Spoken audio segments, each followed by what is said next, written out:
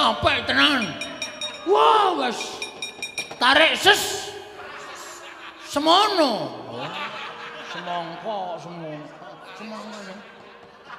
Tarik sesdor apa? Jebluke sirahmu kowe. Senengane milenial ngene. Blak-blak tumblek. Dah. Gong. Matur sembah nuwun tanpa pepindhan. Gene ya lancar niring sambikala. Dasaripun perijenenganipun nggih komplit nadyan namung virtual. Namung lumantar streaming namung kala wau kula tonton channel kula kemawon tok sampun 15.000 penonton mila mboten aneh menawi kathah ing samya mirsani dalu menika sami nyengkuyung dhateng penyanipun Mas Dito lan Mbak Dewi. Anggenipun dalu menika inggih menika melestarikan budaya lumantar pergelaran wayang kulit sedalu natas Petruk sang rombongan saking Ayodya ingkang dipun dawuhi matur sembah nuwun tanpa pepindhan. Ya klungsu-klungsu menawi nderek udu. Udu kula namung nguncepaken asta kunjung kersanipun Gusti, mugi-mugi menapa dipun jangka Mas Dito lan Mbak Dewi saged kasembadan lan saged to mengku-mangku momot kalian momong para masyarakat sak kita Kediri menika. Ingkang kula suwun ngaten menika nir ing sambikala lancar samukawisipun. Ha piye? Jasare ning jero gedung mongko ya tertutup. Wis diatur karo bapak-bapak panitia menika tidak bebas dan tidak bisa ditonton secara umum, hanya beberapa panitia utawa tamu yang diperbolehkan masuk di dalam gedung. Suarane ya gemrunggung ning mboten dados menapa. Lumantar streaming yang sampun kula cek nding. Ayo cangkem ki nek omong terus ki sok kleru ngene iki lho. Sampun kula cek menika sumanten wonten streaming menika sae lan gamblang lan cetha. Ngaturaken panuwun tanpa upami. Nggawa rombongan, wah. Sak bis tak gawa suwan ning Kediri. Sinden yo pirang-pirang. Wah. Pokoke nggo tombo ngantuk ki anggere raine difoto rak suwe-suwe. Delok linjebemblek saya jebeblek. Bareng wis difoto terus didelok dhewe. Wo, aku nek ngantuk jebul elek banget. Mboten dados menapa. Kowe mau kok wis metu kok mencolot meneh, Reng. Aku pokoke nek tekan kono nek ora dipethuk ora rono kok, Truk. Dipethuk nganggo apa? Ya wong wong budaya iki dipethuk nganggo gending. Oh iya. Tak pethuk nganggo dolanan ya. Mon ning montor-montoran tegese dolanan gending dolanan. Oh ya. Tak rono karo Nduwer karo Bagong. Ya, njaluk apa? Sing penak-penak tur sing klasik wae, Tru. Oh iya. Jumbo karo misine penyanyi Mas Dito karo Mbak Dewi melestarikan budaya yang klasik. Mergo Kediri kene ya kedung-kedunge budaya, ya ana jaranan, eneng ketoprak, eneng wayang kerdus. Lan sak piturute iki wajib dilestarekke. Nek ora panjenengane Mas Dito karo Mbak Dewi sing nglestarekke arep sapa meneh to, Reng? Iya. Wis gek nembang ora gek omong wae. Ya. Tak ninting gamelan sik. Ning nong nong. Patete apa iki? Songo. Ning nong. Wingi dolanan ndi, Bu? Wah, cocok aku. Ya. Ayo. Ya. Bagong barang melu rene. Ra entuk piye? Lho. Entuk, gara-gara ki judune wong telu aku gareng kowe kok. Ora sok emosi, aja sok gampang nesu. Golek sandang pangan angel kok mau ngadi paido. Ya ora ngono. Ora ngono arep kepiye kok? Ora. Wis aja diladeni. Bagong nek lagi ngene iki ngrekoso. Ya. Yo, monggo. Tembang apa to? Mbiraloka. Lho, tembange Ayodya iki. Wingi dolane endi, Mas? Nang Gembiraloka. Cetha do apal lagu gampang kaya ngono kok. Digawe sulit ya iso. Digawe apa, Gong? Sulit. Kowe senengane arep mlecetke aku ta? Ora, digawe angel maksude. Digawe angel piye? Nyambut gawe ora mung sak kepenake dhewe, kudu nganggo mikir. Nek nganggo mikir ki gaweane sah barokah. Oh iya. Nek mung apalan kowe gaweane sah, nampa dhuwit ora barokah. Oh iya. Upamane digawe angel piye? Penonton wayang ki saiki penonton milenial. Penontonnya ora wong Jawa tok. Sing nonton streaming iki ana wong Jakarta. Iya. Ana wong Sulawesi, ana wong Kalimantan, ana wong Sumatera. Kadang kala sing dienggo apa jenenge iki? Apa? Omong-omongan lho, dialog. Kuwi biasane ora basa Jawa tok, ning basa Indonesia. Bahasa persatuan. Oh iya. Nek nembang nganggo basa Indonesia, tegese Gembira Loka iki mau di basa Indonesia ke. Oh iya. Pamane kaya piye? Wingi dolan endi, Mas? Kemarin pergi kemana, Mas? Lho, penak to?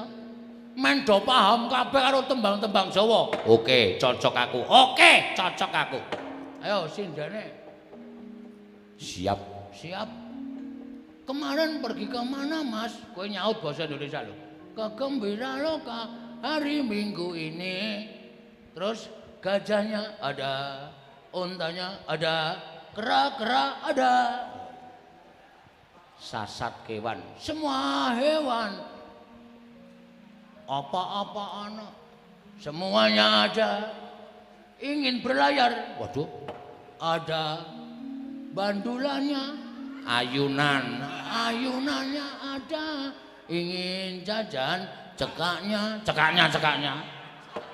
Cekake ingin jajan, pokoknya tersedia.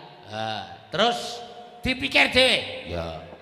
Dalang wis mikir lakon sik kon mikir bahasa Indonesia. Ya coba kaya ngapa? Yuk, kemarin pergi ke mana, Mah? Kok Mah?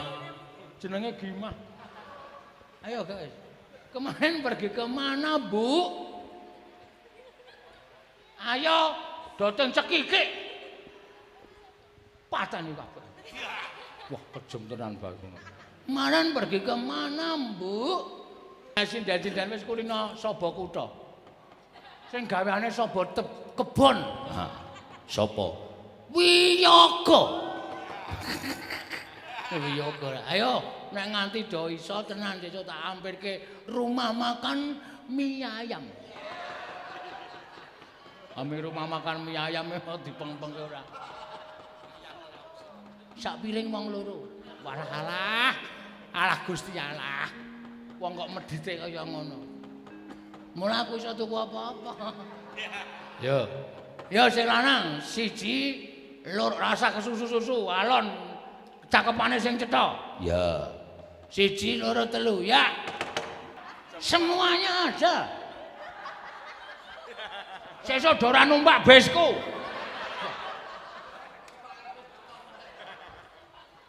Ngangkel aku ora. Yo.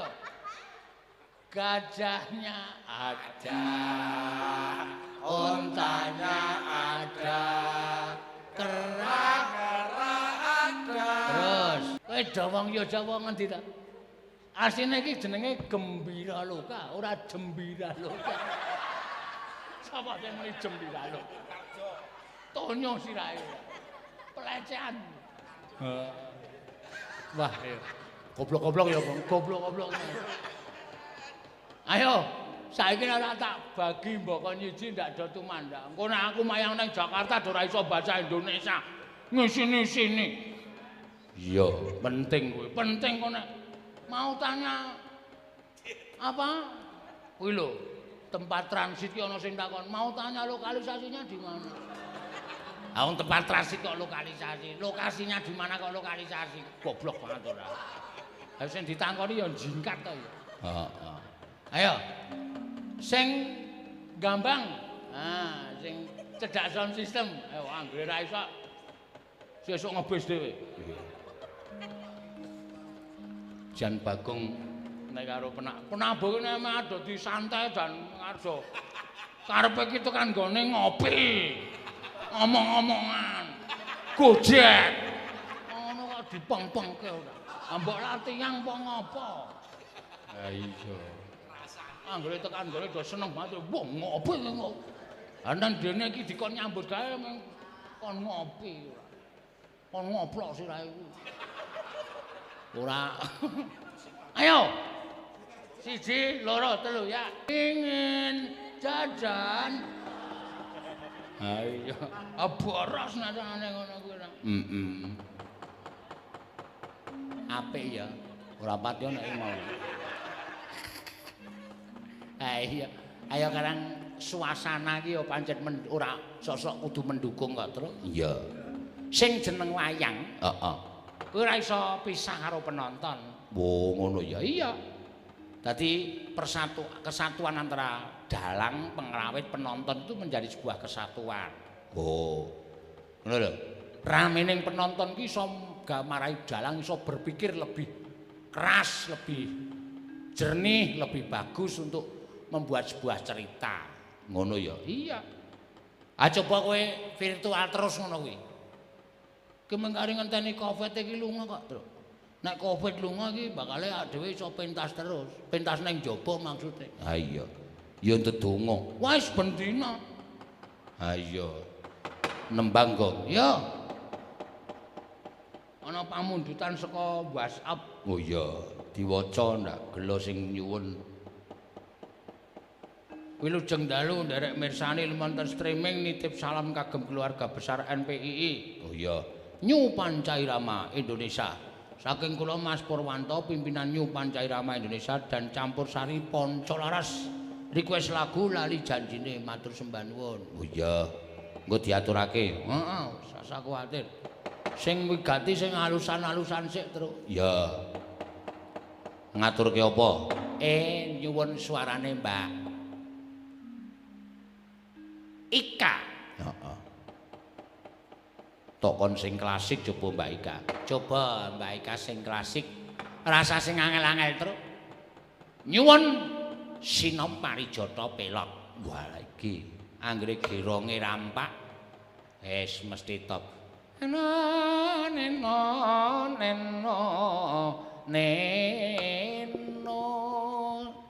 sing lanang seniman sing wadon seniwati kayane mlumpuk yo coba diunake monggo nek cara aku ngono kuwi totalitas ngono lho apik wajib ditiru. Ora mung nuthuk kok mung wis sikile pincang ya to. Mbok yo sepen. Jan iki kancane kokean iki. Ha iya. Iso do prei kabeh.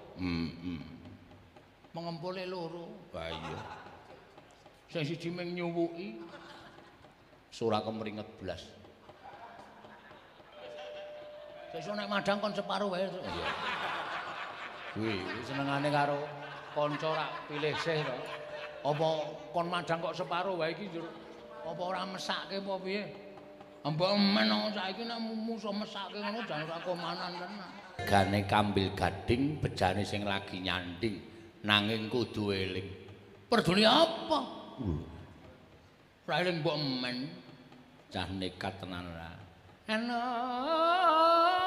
Mangga. Penak ta terus. Mbah, Sinom Parijata iso nggo tombo kesel ya rek. Wah, iya. Pokoke penak. Iso nggo sangu bali ning Yoja. Rumasaku dalan iki saiki wis salah peraturane. Lho kok salah? Salah. Awak dhewe mlebu dalan tol mbayar. Monggo biasane sesuk mbayar ki tole to. Tak totok modal ora. Modal kok modal. Ayo wis ben. Ayo genti kowe terus arep nembang apa sing kepenak. Urung ana panyuwunan sing angel ya. Ayo. Sing tanteni bangsana sing nyuwun unang-unang. Ayo sadurunge muni unang-unang. Jukuk trininge sik. Nggo ngapalke ya ya. Iya. Ya. Apa? Kowe arep nembang apa, Truk? Sing kepenak wae. Nembang apa? Tak nyuwun swara kakung. Cocok. Swara kakung sapa? Mas Katno. Wah, iki pancen lagi tak orbitke kan. Karena iki arep tak orbitke tak kon ngaku blasteran biawak karo ulo. Kuwi senengane ora. Katno. Heeh, nembang apa? Entrek-entrek. Oh iya, mau wis dunekke sore. Wis ora, tembange men kepenak. Oh iya. Isih ana sing urung nembang lho sindene regong. Sapa? Mbak Wayu urung nembang. Mbak Neti urung nembang. Tiwi ya urung. Apa ora urung Prastiwi to? Kae apa? Kuru saiki. Heeh. Ya wis rampung. Ya. Ana tungeng enthek gedhi kencengele kuwi. Ya. Piaga kuwi asline ora penduduk warga Indonesia asli. Mbuh. Heeh to. Ngayal kowe domonge. Kabeh blasteran iki. Wah. Angkat topi nek ngono. Pancen wong-wong blasteran iki pancen ya sing ngempul. Heeh. Kae blasteran tuyul karo pocongan. Mula rambuté ora tukul ta kae. Buta ijo. Karo babi ngepet. Dadi iki trah demit kabeh. Heeh, pancen ya. Oh. Nek sing ngendhangke blasterane panganan, Tru. Oh. Blasteran cenil karo apa kewaci. Blasteran panganan kok dadi wong. Loro kakang adi panganan kabeh. Oh. Sing rebake blasteran tahu petis karo Raja Bolang-Baling. Wis gek dek nempang malah. Kae blasteran ballpoint karo Bang Pecit. Tak tendang lho kowe. Sing manak cenile. Wah iya.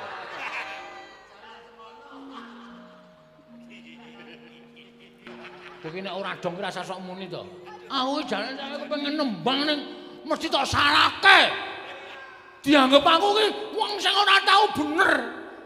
Aja Dik, kuwi cakepan Betawi. Oh. Nek Jawa aja tindak kuala.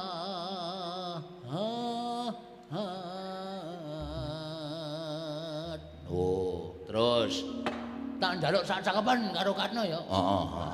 Waning kok Katno ora eksis. Ben. Tak jae duel. Lah.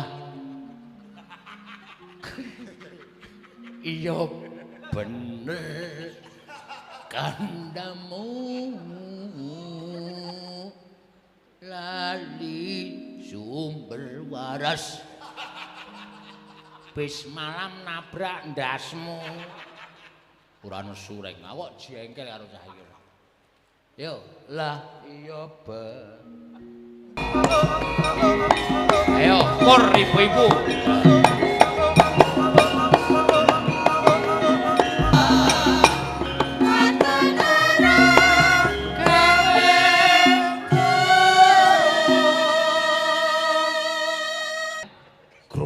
Gerobak. Yo. Aja tindakku walat lah yo bener kandamu. Ya. Lali sumber ketilasan. Yo. Aku nek gendeng kaya ngene aku sengit aku. Ngopo? Gendeng ora sopan. ora sopan piye?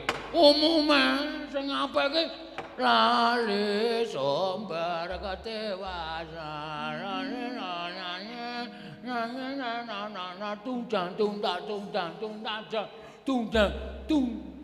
ngono wis cukup. Aku ndak dadak nganggo yo. Iki gendeng kok ngunggahke gendeng. Gending ya gong ning anu suwuke pancen ngene iki jenenge suwuk gropak. Wah. Suwuk gropak. Kudu gayeng, suwuke kudu rame. Oh, ya ora ngerti aku ora. Gong, terus anteng kabeh. Ngono. Anteng-anteng ora entuk anteng pancen ya suwuke kudu gropak ngene iki. Gimana sing nyuwun lali janjine, Tru? Oh iya ya diaturake. Sapa sing arep nyekar lali janjine? Sing gurung nembang sapa? Ayo kowe piye? Apik tenan iki. Gumyak tenan ya, Gong. Wah, jogeti ya penak, dirasake ya penak. Ayo to, Gong. Gong. Gusti Allah. Lah wong gayenge kaya ngene mau dek tembange alun-alun melek bareng gayenge kaya ngene kok malah merem lho. Wong ki panjingan apa to ya? Oh alah wala-wala kuwata, wala-wala. Jan, apik tenan. Wah, wis tarik ses. Semono. Semongko. Tarik sesdor apa? Jebluke sirahmu kowe. Senengane. Bu, Gong, Ndoro Janaka kok ditutke karo bapak kaya tindak ngono. Mbah aku ora ngerti aku. Molat para sang Arjuna semuanya kang kamanungsan.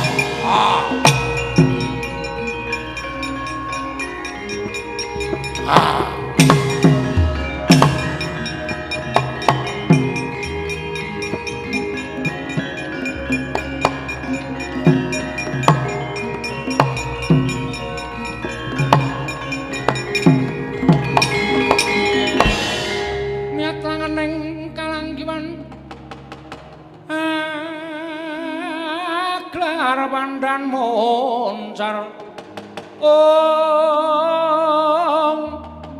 tinon ler kakonang surem sorotetan badang kasor lan pacaring purnameng gegono dasari mangsa katiga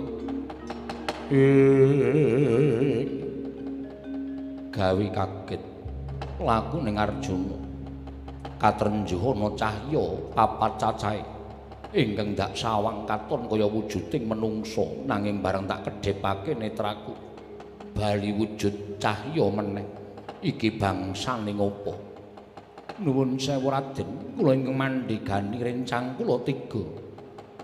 Mila boten lepat menapa sampun daduka ngendikaken bilih kula dumados saking hawa nepsu sekawan werni ingkang manjing angganipun titah. Wontene dinten sakmangke kula dipun kipataken dening bendara kula ingkang sampun mataun-taun gesang sesarengan miwah kula momong dhateng jagating bendara kula kala wau ingkang sakmangke badhe manjing wonten ing alam kasampurnan manjing anggaya kasuwargan. Duh Raden, dawuhipun Sang Pandhita ing Candramanik nalika semanten kula kedah wangsul dhateng panguwasaning Gusti. Saha paring dawuh bilih kula kedah manjing wana Duryakura. Mugi andadosna ing kawuningan kula pun Sukardo menika pun Anuraga Ludra lan Angkara. Pewujudan cahya saking pethak jene abrit tuwin langking. Raden paduka sinten yen kowe takon nglawan aku? Aku Raden Janaka Sukardo. Gunjang Kanjeng langit kelap-lapaton. Lir kincang risang mawe gandrung. Aduh Raden, kepasang yuk katuju ingin. Dene sakmangke menapa ing sampun dados dawuhipun Sang Penemban Candramanik sampun kelampan kula pinanggih lan Raden Arjuna ingkang saestu mustikaning titah. Kula nyuwun senjata pitulung Raden. Keparenga sakmangke paduka paring margi anggen kula badhe wangsul dhateng alam kelanggengan kula tuwin badhe wangsul dhateng panguwasipun Gusti Akarya Loka Raden. Mulat-mula Sang Arjuna esmunya kang kamanungsan kasrepan tingkahing mungsuh. Kakang Semar. Saben wong mesti nggadahi hawa nepsu sekawan werni. Nggih ming merga sing duwe pun boten kepingin katabetan watak patang werna ingkang momong dhateng angganipun titah mila lajeng dipun kipataken. Langka mrayogi menawi dipun ruwat sarana pangruwatan mugi-mugi nggih lentuk margi Ndara. Mulat-mara Sang Arjuna esmunya kang kamanungsan kasrapan tingkahing mungsuh tanggaping gati Sang Arjuna. Sigra matekaji pangruwatan ana daya ingkang mijil sangangganing Sri Sang Parmadi. Hanyapu hawa sekawan warni kondur marang panguwasaning Akarya Loka. Soroting pandam sumulung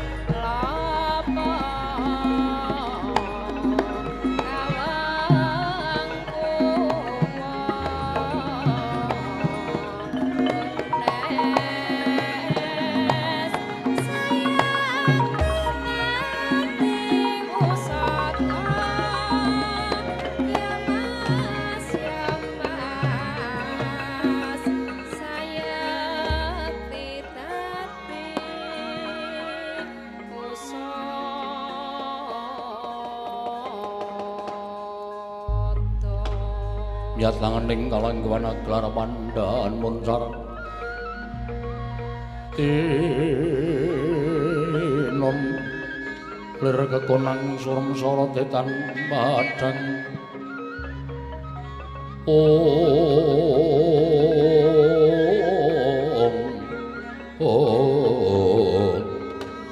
senggono wonten maring adawuh penemban apa ingkang mbok lakoni mau sayekti katandha lamun sejatine sira iki wujuding brahmana nanging isih bisa katarungku marang mubal-babaling nepsu ketitik nggonira gawe wirang Narpati Basukarna Anoman wong kang wis madeg minangka brahmana mono sirik lamun gawe wiranging sapadha-padha sirik lamun gawe kacintranganing sak pepadaning urip menapa ingkang kula tindakaken penemban nggonmu nyidra kelawan pusakaning Narpati Basukarna Anoman yen pancen sira kuwi jiwaning brahmana ingkang darbe jiwa satriya aja kaya ngene tumindakmu nggonmu nyaut marang pusakaning Narpati Basukarna mau padha karo memirang kelawan jiwa kasatriyaning Narpati Basukarna ing ngangka loro katon banget yen to nadyan sira iki wis ambrahmana nanging isih duwe jiwa kasatriyan nanging jebul kasatriyanmu ora tandhes tekaning batin krana sira ora wani napakake kridaning Kyai Kunta nanging malah mbok cidra mbok aturake marang Begawan Kesawa Sidi kanthi cara kaya mangkono mau sejatine pakarti licik pakarti ingkang mbok tindakake mau dudu jiwaning kasatriyan nanging kowe nggunakake tumindak ingkang ora prayoga srana ngrebut pusakaning mungsuh kanthi mengkono Anoman dadi jalaran nggonmu bakal saya suwe urip ana ing alam padang nggonmu ngenteni besok kapan tumekaning janji kabeh mau ya mung merga saka darbe keluputan wani ngrebut pusakaning Narpati Basukarna iki Anoman gunjang kanjing langit kelap-lapaton lir kincanging risang mawe gandrung waduh penemban lajeng menapa ing kedah kula tindakaken supados kula saged anebus dhateng kalepatan kula apa ingkang wis sira tindakake besok aja mbok baleni kanthi srana gentur tapa ana ing Kendali Sada gentur laku prihatin ana ing Kendali Sada netepi jiwaning brahmana muga-muga enggal cedhak dina janjimu kelawan ingkang gawe urip menawi kepaten lajeng dawuh paduka baliya marang Kendali Sada kaya wis titiwahyaning mangsa kala nyaketi kelawan kewajibanku nggonku bakal matedhakake kanugrahan senggana nyuwun pamit penemban sing ati-ati aja kaya bocah cilik.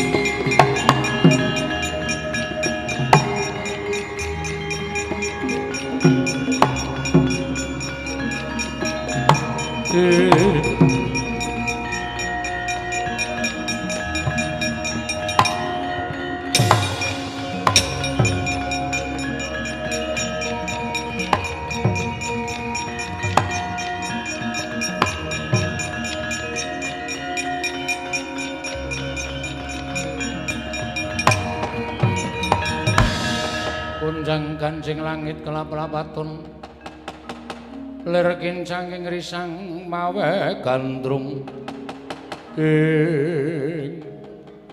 nuwun sewu menika sinten ditepungake wae Pandhita ing Candramanik Begawan Gunawan Wibisana.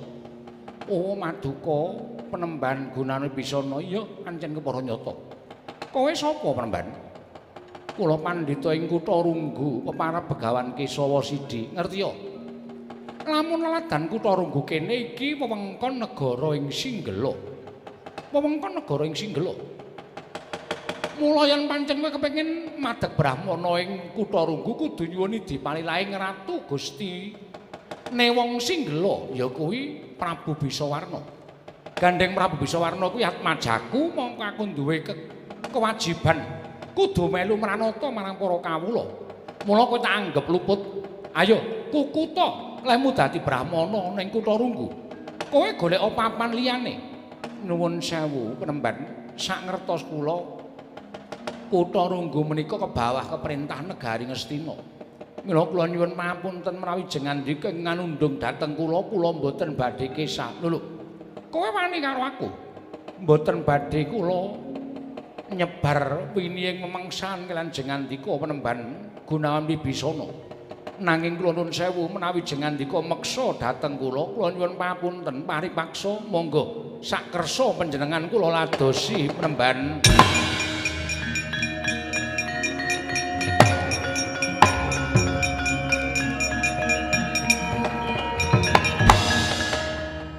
Gempong penggaling Sang Gunawan Wibisana ing ciptarsa ngrangsang Sang Kesawa Sidi parandening mangke eling-eling Pandhita buntas kawruh sithik paningalih Sang Gunawan Wibisana dipimulat Sang Hyang Bathara Sumaning lenggah wonten ing angganing Sang Kesawa Sidi sida nglumpruk tanpa aduh Penemban.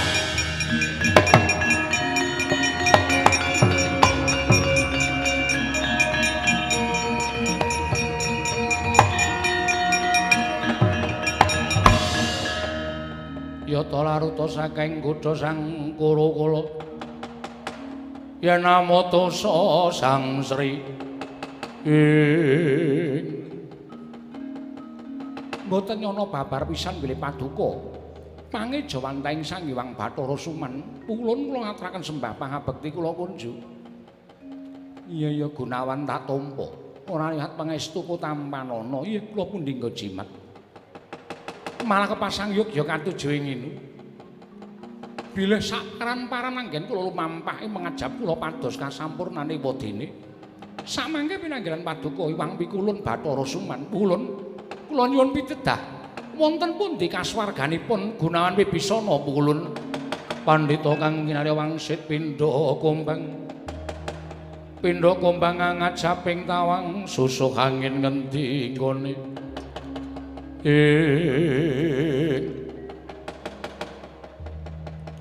Yen pancen kaya mengkono patrapa semedi jalaran Gusti tiwahyaning mangsa kala sira kudu manjing alam kelanggengan Gunawan Wibisana ndak duduhi dalan ingkang prayoga Gunawan.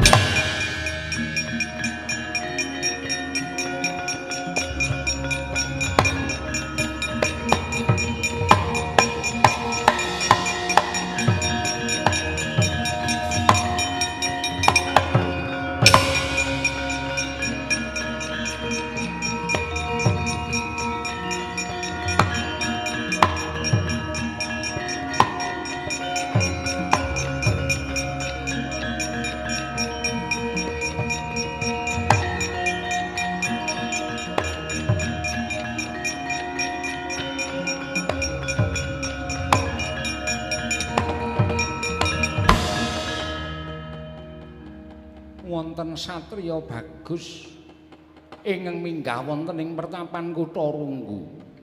Panjenengan sinten Raden? Penemban wale-wale menapa? Kekalangan ngidri jagat persasat sampun tepung gelang. Pengajaping manah namung pinanggiya lan Sang Begawan Kesawa Sidi. Jebul pinanggihipun wonten ing pertapan Kutha Runggu. Penemban kula badhe ngauta padha Paduka Penemban.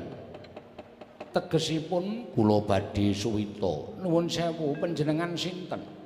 Dipun tepangaken kula panengahing Pandhawa Satra ing Madukara pun Raden Janaka. Oh Raden Janaka inggih menika.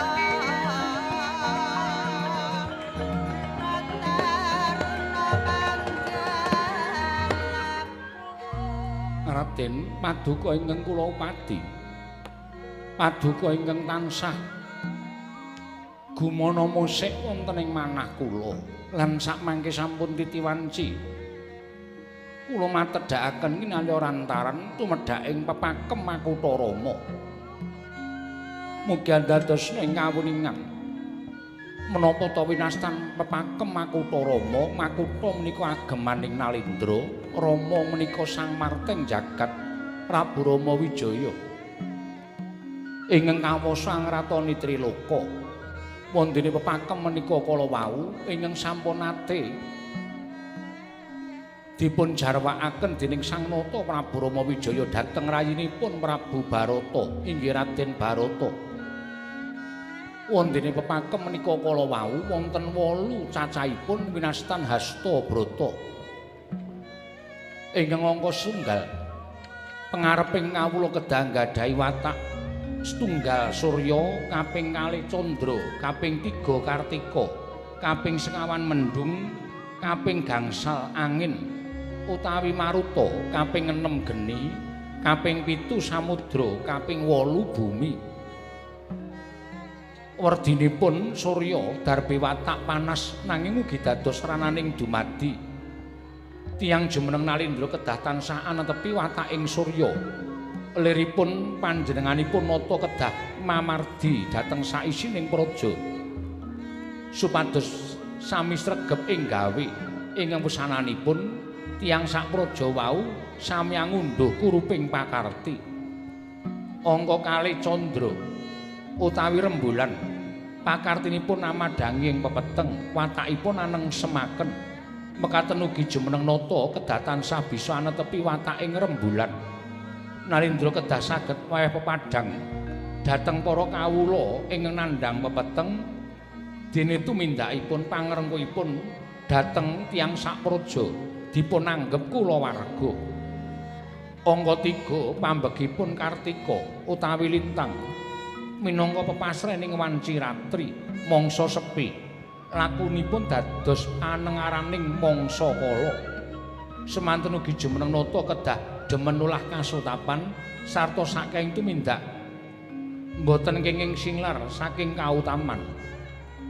Angka 9 Mendung wujudipun gawe girising ingkang tumingal. Dene pakartinipun dadi panguripaning sak kabehing tetukulan. Nanging ugi dadi pangrusaking dumadi. Mekaten ugi jejering ratu kedah netepi wataking Mendung yen pinuju angasta bebenering praja kudu anandhukaken singit wingit namung dawaing pangandikan muhung angegungna para marta. Angka 5 Angin pakartinipun anyrambahi sakatahing gumelar nadyan papan kang ndelik lan rungsit kabeh sami kawaratan dening angin. Jejering nata kedah netepi wataking angin kedah titi saliring paniti priksa sarta tan kenging anyepelekaken saliring prakara ingkang gedhe lan ingkang alit. Ing angka 6 Geni watekipun jejeg pakartinipun kawasa ambrasta dhateng saliring kang sesenggolan lawan panjenenganipun. Mekaten ugi sipating nata kedah tansah netepi wataking dahana. Rehning nata menika sipating angger-angger menawi ngantos wonten ingkang nerak angger-anggering praja boten kitang sentana kulawarga wadyabala lan kawula sedaya pinatrapan wisesa kang satimbang kalan kalepatanipun angka 7 samudra watakipun momot lan jembar mekaten ugi jemeneng nata kedah saged netepi watak ing samudra inggih menika jembar lan momot ala becik kudu kamot sarta boten kenging nabet liripun nalindra tan kenging gedhing marang sakwiji-wiji sabab mapanisining praja menika warni-warni amepaki angka 8 watakipun santosa utawi bumi menika watekipun santosa sarta suci dados nata menika netepi watak ing bumi santosa sarta suci sarta kedah demen anggeganjar dhateng saliring tiyang ingkang purun sarta demen lelabuh dhateng praja sarta tan gumampang kagiwang dhateng hambeging para wadul satemah tiyang sak praja tansah anggegulang dhateng raing kasusilan praja ingkang mekaten menika bakal nuwuhaken puncaraning negari Raden menika menggah piwulang hasta brata utawi pepakem Makutarama ingkang sampun paduka tampi Raden Janaka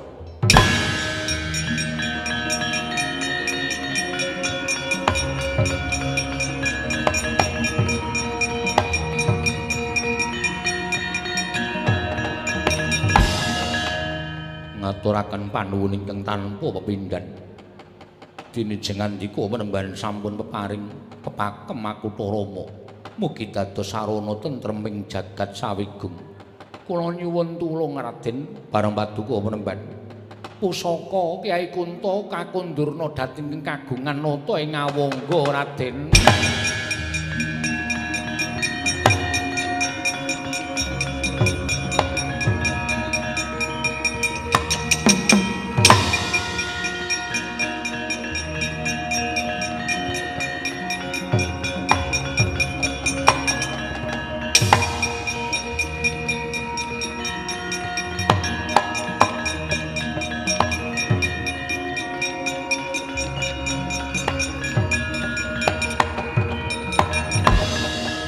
mire manjing pasemeden suci Sang Kesawa Sidhi kaya wis purna darmaning Begawan Kesawa Sidhi angracut kabrahmanan wenteh nata Ndarawati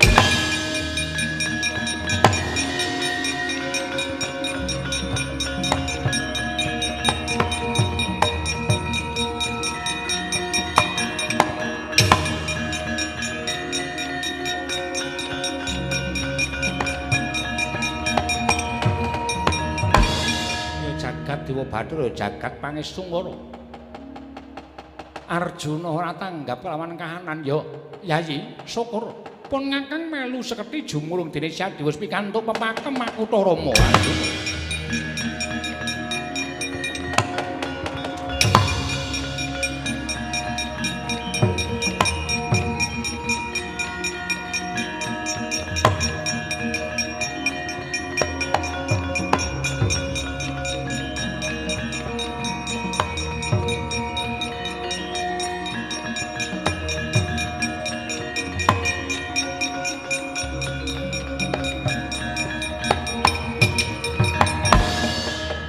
Mara Sang Arjuna Ismunya kang kamanungsan kasrepan tingkahing mungsuh Kaka Prabu nampi pitungkasipun Sang Kesawa Sidhi kula kinen ngunduraken pusaka paduka Kyai Kunto Kaka Prabu monggo kula aturi nampi Kaka Prabu kula aturi jugar anggenjeng andika tapa eman-eman menawi Kyai Kunto boten kundur wenasta paduka kuwatos raos sing manah kula binjang kados pundi tumapaking Bratayuda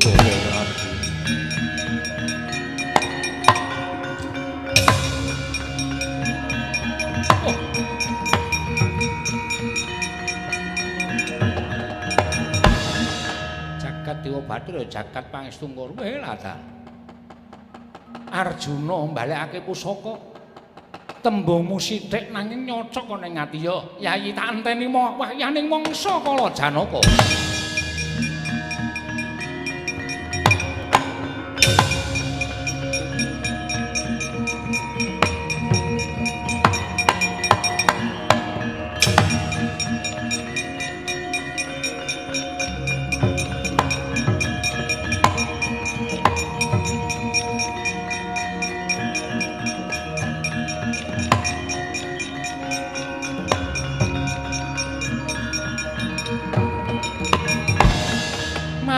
jara lakune angin gugur anggrane ngarga kara kurnita kagiri orek bumi pragembita padula mangambak-ambak lesus swur pinusus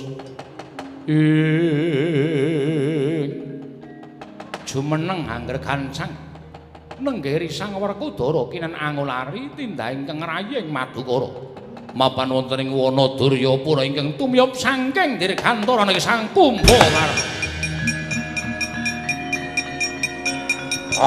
Wah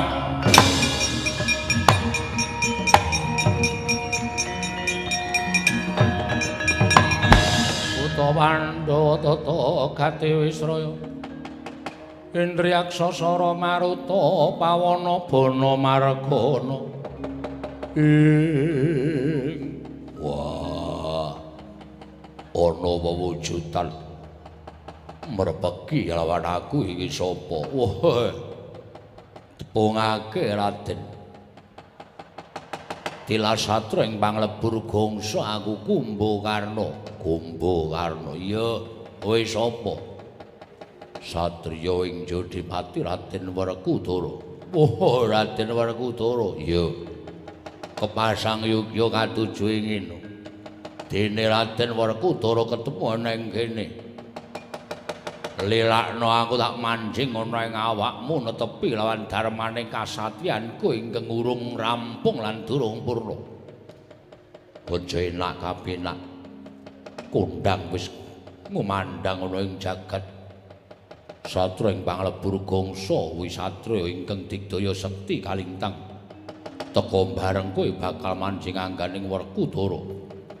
Kowe kaya wong wadon lelemeran kowe njejaluk ana ing ngareping Werkudara. Ayo gunakno jiwaning kasatriyan. Wah ora niat aku bakal tumindak karo kowe Raden.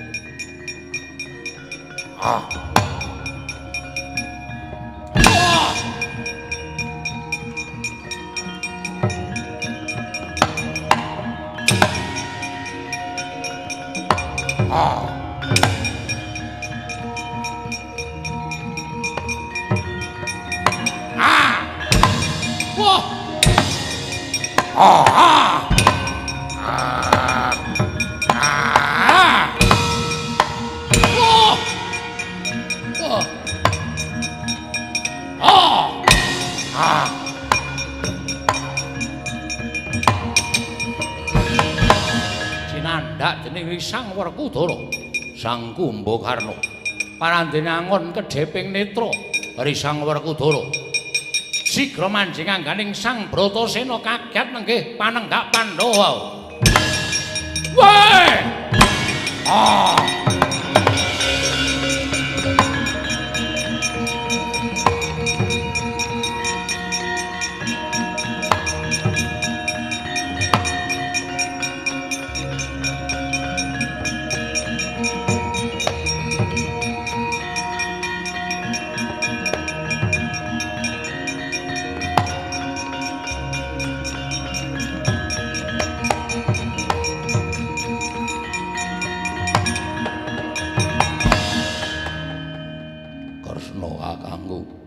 Werkudara iya. Jlamprong nggih Kakang Mas. Saka ngendi? Werkudara pun Kakang ninggal negara Indrawati nampa dawuh timbalaning Sang Hyang Bathara Wisnu kinen mandita ning Gunung Kutharunggu peparab Begawan Kesawa Sidi.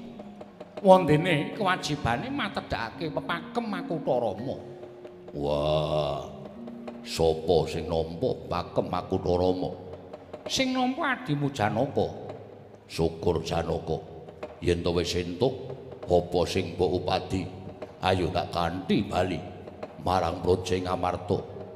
Sumengko raos sing manah kula inggih matur dhateng ngersanipun Koko Prabu Darmakusuma.